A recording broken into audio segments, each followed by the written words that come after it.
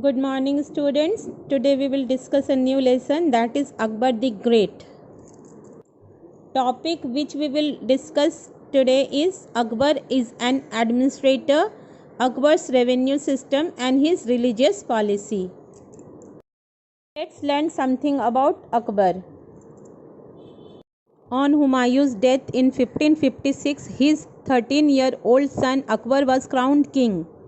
Akbar spent his entire childhood learning how to fight and hunt. He had no interest how to read and write. He was the only Mughal emperor who was illiterate and still had a penchant for a knowledge.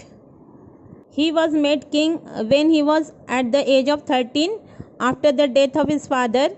Akbar was with the Bayram Khan at this time of his father's passing. And Bayram Khan was made regent. Regent means a person who rules on behalf of a minor monarch. Akbar was too young, so many of the occasions Bayram Khan led campaign on Akbar's behalf. The first challenge to Akbar's throne came from Hemu, who was a general of one of the latter rulers of Sher Shah dynasty. Akbar and Bayram Khan was determined to put an end to Afghan menace. The Afghan and Mughal forces met at historic battlefield of Panipat. Although Hemu was successful initially, he was unfortunately wounded. An arrow struck him in the eye and he fell down from his horse. The leaderless, demoralized Afghan army was defeated easily and Akbar occupied Delhi and Agra. Akbar's Rajput policies.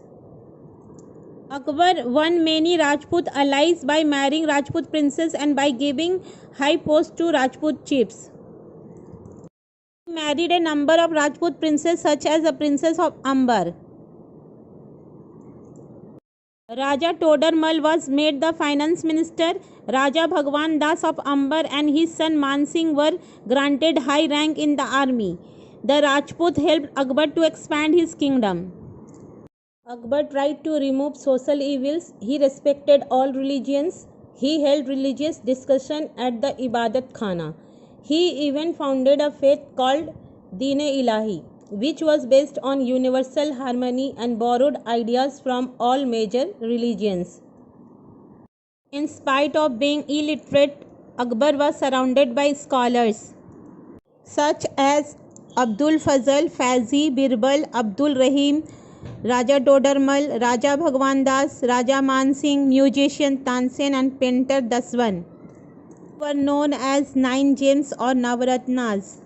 Akbarnama documents the history of Akbar's entire reign. Abdul Fazl, a courtier of Akbar's friend, wrote Akbarnama in 3 volumes. First volume is about Akbar's ancestors. Second one is about Akbar's reign. The third volume of Akbarnama is called Ain-e-Akbari. Ain-e-Akbari deals with various subjects like administration, agriculture, revenue, geography, army and culture. Mughal administration was divided into 3, that is central administration, provincial administration and mansabdari system. Central administration, all the powers of empire was centralized and headed by the king who was helped by a council of ministers. Panchayat system looked after the village affairs.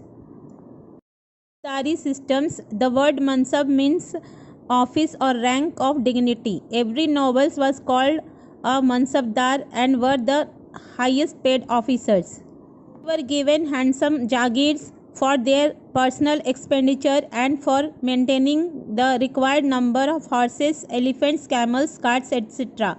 But this rank was not hereditary. Provincial administration were divided into subhas, sarkars, parganas and villages.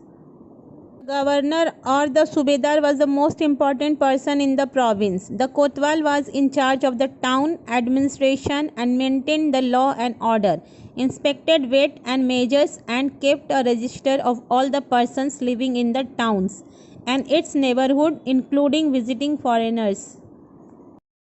Revenue system. Land was the primary source of revenue of the Mughals.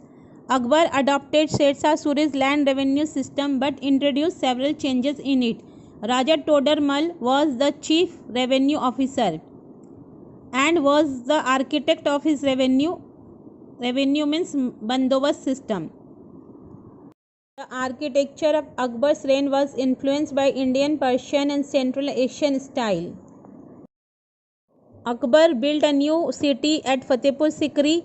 He also built Buland Darwaja and Agra Fort. Akbar tried to remove social evils. He respected all religions. He held religious discussion at the Ibadat Khana. He even founded a faith called Deen-e-Ilahi, which was based on universal harmony and borrowed ideas from all major religions. Do the question answers which is given.